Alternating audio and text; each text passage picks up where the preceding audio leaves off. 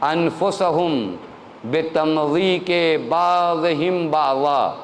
ابھی تک حضرت نے فرمایا یہ کرو یہ کرو یہ کرو، اب فرماتے ہیں اور ہمارے چاہنے والوں سے کہنا کہ وہ ایک دوسرے کے کردار کو خراب نہ کریں۔ یہ مولا کا جملہ ہے، خدا کی قسم میرا جملہ نہیں۔ ان لا یشغلوا انفسہم بتمضیق بعضہم بعضا۔ ہمارے چاہے تمزیق کا معنی میں بچوں کے لیے عرض کر دوں، ایک کاغذ ہوتا ہے نا پیپر اگر آپ پھاڑ دو نا، اس کو عربی میں کہتے ہیں مزق، عربی میں اس جملے کو کیا کہتے ہیں؟ مزق، پیپر پھاڑ دینا۔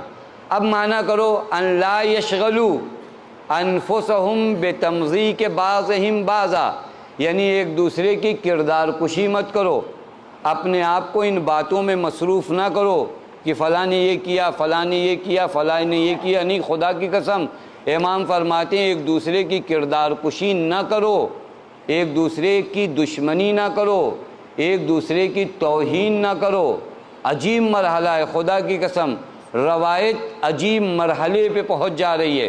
میں ایک چیز آپ کی خدمت میں عرض کروں، الحمدللہ آپ اہل بیت علیہم الصلاۃ والسلام سے وابستہ جتنی چیزیں ہیں سب کا احترام کرتے ہو، تو پھر یہ اہل بیت کا چاہنے والا اہل بیت سے وابستہ ہے یا نہیں وابستہ ہے؟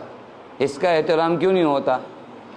جو بھی چیز اہل بیت سے ٹچ ہو جائے، وابستہ ہو جائے، منسوب ہو جائے، آپ اس کا احترام کرتے ہو نہیں کرتے ہو؟ کرتے ہو، وہ یہ مولا کا چاہنے والا، اس کا کیوں نہیں احترام کرتے؟ آپ کی خدمت میں عرض کروں، ائمہ حضرات کو پسند نہیں ہے کہ کوئی ان کے چاہنے والے کی توہین کرے، پسند نہیں ہے کوئی ان کے چاہنے والے کی بے عزتی کرے، کوئی ان کے چاہنے والے کی توہین کرے۔ بعض واقعات آپ نے سن رکھے ہیں، لیکن خدا کی قسم انہیں سنا کریے اور بار بار سنا کریے اور اپنے وجود کو جھجوڑ کر دیکھا کریے۔ علی ابن یقطین کا واقعہ تو آپ سب نے سنا ہوگا۔ علی ابن یقطین کون ہے؟ امام موسیٰ کاظم علیہ الصلوۃ والسلام کے اصحاب میں سے ہیں۔ اللہم صل اس قدر خاص اصحاب میں سے ہیں کہ حضرت نے بعضوں سے فرمایا کہ اگر کوئی جنتی شخص کو دیکھنا چاہتا ہے تو علی ابن یقطین کو دیکھے۔ حضرت کے چاہنے والوں کی بے حساب مدد کرتے تھے، چونکہ وزیر تھے، بہت بڑا نام تھا، بہت بڑی شخصیت تھے، بہت زیادہ دین پر ان کا احسان ہے۔ لیکن تاریخ میں ملتا ہے کہ ایک مرتبہ علی ابن یقطین جب حج کر کے لوٹے ہیں مدینے مولا کی زیارت کو، اور غلام سے کہلوایا کہ جا کر مولا سے کہو کہ علی ابن یقطین آئے ہیں، کیا مجھے اندر آنے کی اجازت ہے؟ جب غلام گیا، غلام نے پیغام دیا، حضرت نے فرمایا علی ابن یقطین سے کہو کہ اجازت نہیں ہے۔ عجیب ہے، حضرت نے فرمایا کوئی جنتی آدمی کو دیکھنا چاہے تو علی ابن یقطین کو دیکھے۔ آج وہی علی ابن یقطین کو ملنے کی اجازت نہیں ہے۔ علی ابن یقطین کو جب غلام نے آ کر بتایا، علی ابن یقطین کے پیروں کے نیچے سے زمین چلی گئی، چونکہ علی ابن یقطین میری طرح نہیں تھے، وہ اہل معرفت تھے، وہ جانتے تھے یہ تخت، یہ تاج، یہ حکومت، یہ مال، یہ پیسہ کسی کی ویلو نہیں ہے اگر مولا راضی نہیں رہیں تو۔ پریشان ہو گئے، آقا آپ راضی نہیں ہو؟ کہا غلام سے کہا تم نے بتایا کہ علی ابن یقطین آئے ہیں؟ کہا میں نے بتایا علی ابن یقطین آئے ہیں۔ لوٹ آئے اس دن، دوسرے دن پھر گئے، اجازت مانگی، حضرت نے پھر اجازت نہیں دیا، پھر لوٹ آئے، تیسرے دن پھر گئے، پھر اجازت مانگی، حضرت نے اجازت نہیں دیا۔ اب علی ابن یقطین وزیر گلی میں رو رہے ہیں، آخر پوچھو تو میرا مولا مجھے اجازت کیوں نہیں دیتا؟ غلام نے پوچھا تو مولا نے فرمایا جا کر علی ابن یقطین سے کہنا ہمارا ایک چاہنے والا ابراہیم جمال ان سے ملاقات کرنے کو گیا تھا، ان سے ملنے کو گیا تھا، انہوں نے چونکہ ہمارے چاہنے والے سے ملاقات کرنے سے انکار کیا ہے، لہذا میں علی ابن یقطین سے ملاقات نہیں کروں گا۔ غور کرو، خدا کی قسم غور کریے، خدا کی قسم غور کریے۔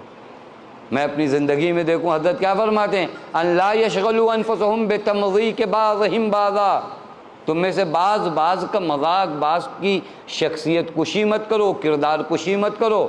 حضرت نے ملاقات نہیں کیا، علی ابن یقطین نے کہا مولا کوئی تو راہ حل ہوگا، میں نے کل بھی آپ کی خدمت میں عرض کیا تھا ہاتھ بڑھانا ہمارا کام ہے، وہ نکال لیں گے ہمیں، آپ ارادہ تو کرو، وہ کب آپ کو مایوس کریں گے، آپ ارادہ تو کرو مولا میں ان برائیوں سے نکلنا چاہتا ہوں، آپ میرا ہاتھ پکڑ لو۔ انہوں نے کب چھوڑا ہے؟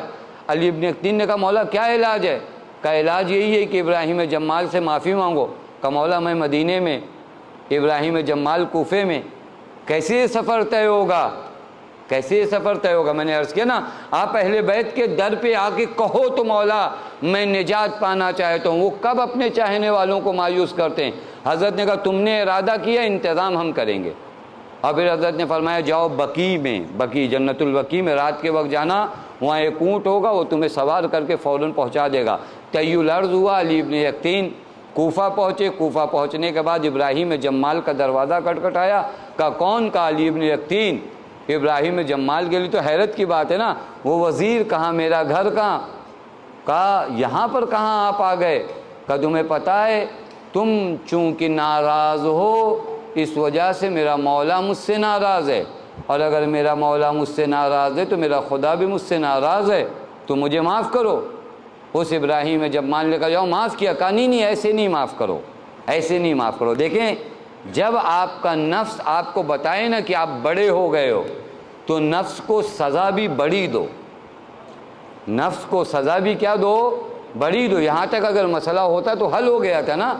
ابراہیم جمال نے کہا معاف کر دیا، کہا نہیں ایسے نہیں معاف کرو، میں اپنا رخسار زمین پہ رکھتا ہوں، تم میرے رخسار پہ اپنا پیر رکھو اور پیر رکھ کر کہو کہ میں نے تمہیں معاف کیا۔ معلوم ہے علی ابن یقطین کیا کرنا چاہ رہے تھے؟ علی ابن یقطین بتانا چاہ رہے تھے کہ جب نفس اپنے آپ کو بہت بڑا سمجھنے لگے تو ضرورت ہے کہ اس نفس کو کچلا جائے، ضرورت ہے اس نفس کو کچلا جائے۔ اور لوٹ کر آئے اور پھر مولا نے استقبال کیا۔ بہرکیف میرے کہنے کا مطلب ان لا یشغلوا انفسہم بتمضیق بعضہم بعضا، ہمارے چاہنے والوں کی کردار کشی مت کرو۔ اور پھر اس کے بعد حضرت عجیب مرحلہ ہے، بس میں آخری مرحلے پہ ہوں۔ حضرت فرماتے ہیں اگر کسی نے آذا ولی من اولیائنا، کسی نے اگر ہمارے چاہنے والوں میں سے کسی ایک کو اذیت کیا، یہ مولا کا جملہ ہے خدا کی قسم، آپ جا کر دیکھ سکتے ہو، عیون اخبار الرضا میں بھی یہ خط موجود ہے، دیگر کتابوں میں بھی موجود ہے۔ میں نے ہسٹری پہلے نقل کر دیا کہ جس نے نقل بھی کیا کوئی معمولی آدمی نہیں ہے۔ وہاں پر حضرت فرماتے ہیں فقد من آوا ولی من اولیائنا، اب اگر یاد رکھنا کہ کسی نے ہمارے چاہنے والوں کو اذیت کیا، انی آلیتو، تو پھر میں اپنے نفس سے معاہدہ کرتا ہوں۔ یہ ایگریمنٹ ہمارا نہیں ہے جو ٹوٹتا رہتا ہے، یہ امام کہہ رہے ہیں میں ارادہ کروں گا۔ کیا ارادہ کروں گا؟ کہ قد دعوت اللہ، میں خدا سے بد دعا کروں گا۔ دعا کا معنی آتا ہے، لیکن دعا اور بد دعا عربی میں ایک معنی آتا ہے، قرینے سے سمجھتے ہیں۔ قد دعوت اللہ، میں بد دعا کروں گا، کیا؟ لَيُعَذِّبُهُ، کہ اللہ اسے عذاب کرے، اشد العذاب فی الدنیا وکانا فی الآخرۃ من الخاسرین، کہ دنیا میں بھی اس پر عذاب ہو اور آخرت میں وہ گھاٹا اٹھانے والوں میں ہو۔ آپ غور فرمائیے، میں نے ابتدا میں عرض کیا کون امام ہے؟ امام رؤوف ہیں، امام مہربان ہیں، لیکن یہ برداشت نہیں ہے کہ کوئی ہمارے چاہنے والوں کو اذیت دے، کوئی ہمارے چاہنے والوں کو ستائے۔ یہ معاشرہ آپ چیک کریے، خدا کی قسم یہ خط لیجئے اور میں اپنے آپ کو چیک کروں، آپ اپنے آپ کو چیک کریں۔ پھر حضرت فرماتے ہیں وَعَرِّفْهُمْ، ہمارے چاہنے والوں کو یہ بھی بتا دینا کہ ان میں جو نیک کام انجام دیتے ہیں، اب میں ترجمہ کر کے گزر جاؤں، ان میں جو نیک کام انجام دیتے ہیں اللہ تعالیٰ ان تمام کو مغفرت کرتا ہے، ان تمام کی مغفرت کرتا ہے، اور جو برا کام انجام دیتے ہیں اللہ تعالیٰ ان کی برائیوں کی بھی مغفرت کرتا ہے اگر وہ توبہ کرتے ہیں۔ اس کے بعد حضرت ایک جملہ فرماتے ہیں الا، سوائے تین لوگوں کے، سوائے تین لوگوں کے۔ کون تین لوگ؟ من اشرک بہ، جو مشرک ہے۔ اب آپ دیکھیے کہاں پر جا رہا ہے مسئلہ۔ من اشرک بہ، جو مشرک ہے، ومن آذى ولیا من اولیائنا، اور وہ انسان اسے اللہ نہیں معاف کرتا جو ہمارے چاہنے والوں کو اذیت پہنچاتا ہے۔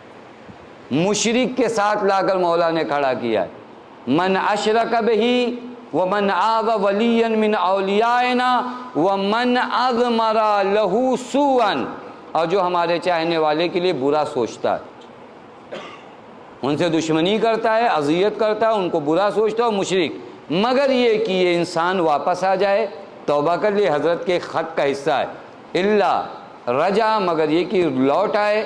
اب اگر لوٹ آتا ہے تو اللہ معاف کر دے گا، لیکن اگر لوٹتا نہیں ہے تو روایت کا جملہ قد نزع روح الایمان من قلب، اب ایسے انسان کے دل سے ایمان نکال لیا جاتا ہے۔ وقد خرج من ولایتنا، اور وہ ہماری ولایت سے نکل جاتا ہے، اور وہ ہماری ولایت سے نکل جاتا ہے۔ یہ آپ کے مولا کا خط ہے جو میں آپ کی خدمت میں عرض کر رہا ہوں۔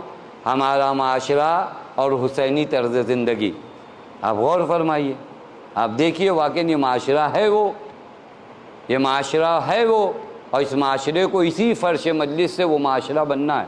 یہیں پر آپ کو بتایا جائے گا، اور کہاں بتایا جائے گا، یہیں پر آپ کو متوجہ کرایا جائے گا کہ ہم منزل سے کتنی دور ہیں، ہمیں کون سا راستہ طے کرنا ہے۔ ہم ابھی منزل کے قریب نہیں ہیں، خوش نہ ہوئیے کہ بہت قریب ہے، نہیں، اپنے آپ کو دیکھیے۔ بار بار جب ہم دعائے ظہور امام کرتے ہیں تو تھوڑا غور کریں اپنے کردار پر، تھوڑا غور کریں اپنے معاشرے پر کہ ہم کہاں پر ہیں۔ ہم آیا ایک امام کے ساتھ چل سکتے ہیں؟ نہیں چل سکتے۔ فقط زبان سے کہنا تو آسان ہے، لیکن چلنا اس راہ پر بڑا دشوار ہے۔ بہت سے لوگوں نے خط لکھا، نہیں آئے مولا کے ساتھ، چونکہ ان کے اندر وہ کوالٹی نہیں تھی، ان کے اندر وہ خصوصیت نہیں تھی جو شہدائے کربلا کے اندر تھی۔ شہدائے کربلا کو مولا نے بھیجا، وہ نہیں گئے، کچھ لوگوں کو مولا نے بلایا، وہ نہیں آئے۔ کیوں نہیں آئے؟ چونکہ ان لوگوں کے اندر وہ کوالٹی نہیں ہے، وہ کوالٹی نہیں ہے۔ اور اسی جہالت کو اور اسی اندھیرے کو اور اسی حیرت کو دور کرنے کے لیے حسین نے اپنا سب کچھ قربان کر دیا۔ آپ زیارت اربعین میں پڑھتے ہو، بذل مہجتہ لیستنقذ عبادک، حسین نے اپنا خون جگر بہا دیا ہے، خون جگر بہا دیا۔ کس لیے خون جگر بہا دیا؟ تاکہ معاشرے کو جہالت کے اندھیرے سے نکالا جا سکے، تاکہ معاشرے کو حیرت اور تحیر سے نکالا جائے۔ یہ تمہارے مولا کا فرمان، خدا کی قسم آسان نہیں ہے۔ کربلا یوں نہیں برگزار ہوئی ہے۔ میں نے کل عرض کیا تھا آپ کی خدمت میں، کربلا میں بڑی عظیم عظیم قربانیاں دی گئی ہیں، تب یہ کربلا کا روشن چراغ آپ کے سامنے ہے۔ یہاں حسین جیسی ذات کا سر قلم ہوا ہے، یہاں پر زینب جیسی بیوی کی رضا چھینی گئی ہے، یہاں پر کچھ بچے یتیم ہوئے ہیں، یتیمی سمجھتے ہیں چھوٹے چھوٹے بچے ہوں، پردیس ہو، سختیاں ہوں اور بچے یتیم ہو جائیں۔ آپ مجھے انصاف سے بتائیے، کبھی آپ تصور کریے گا، خدا کی قسم مصائب پڑھا نہیں جاتا، بس تصور کریے گا کہ اگر کسی گھر سے دن میں ایک جنازہ نکلے تو رات میں اس گھر کا عالم کیا ہوتا ہے۔ ایسا لگتا ہے کہ یہ رات کٹے گی نہیں۔ اللہ کربلا کے دشت میں زینب کے گھر سے 72 جنازے نکلے۔ اجرکم اللہ، اجرکم اللہ، خدا ان آوازوں پہ اپنی رحمت۔ زینب کے گھر سے 72 جنازے نکلے ہیں۔